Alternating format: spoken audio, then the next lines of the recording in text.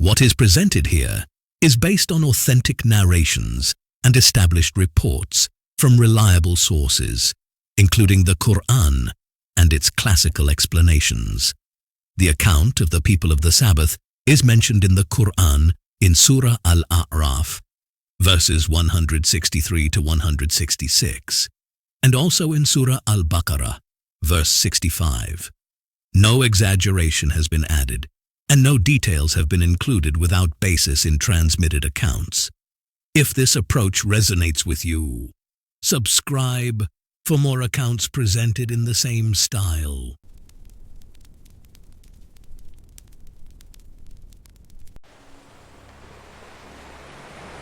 Among the children of Israel, there was a town by the sea. They had been given a command to honor the Sabbath, a day set apart in which fishing and work were forbidden. The command was known among them and remained established without ambiguity. Then the test appeared. On the day of the Sabbath, fish would come in abundance, clearly visible near the surface of the water. On the other days, they were scarce. This continued in a repeated and observable pattern until it became a clear and ongoing trial. What was normally withheld was made visible on the day of restriction. Among them were those who did not openly abandon the command. Instead, they sought a way within it. They placed their nets before the Sabbath began, leaving them in the water. Then, after the Sabbath had passed, they returned to collect what had been trapped. Outwardly, the command was not broken, but its intended meaning was avoided. What they did was not open rejection, nor was it full obedience. It was something in between, preserving the form while altering the meaning. The appearance of compliance remained, while its intent was set aside. As this continued, the people became divided. One group continued upon this practice.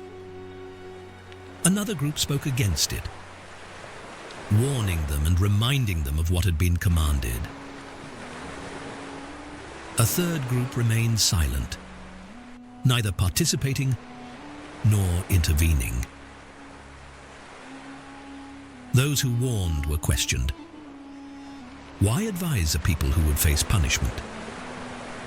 They replied that it was a duty of reminder and a means that they might return. The warning continued, but the practice did not stop. What began as a method became habitual, and what was repeated became established among them. Then came the consequence upon those who persisted in transgression. They were transformed into apes, reduced and humiliated as a result of what they had continued upon. It was not only a change in form, but a stripping away of dignity, a visible outcome of abandoning what had been clearly commanded. And the matter was concluded in a way that left no doubt about what had taken place. As for those who warned, they were saved for fulfilling their duty.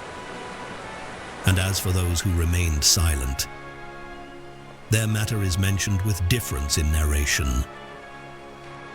Obedience is not measured by appearance alone.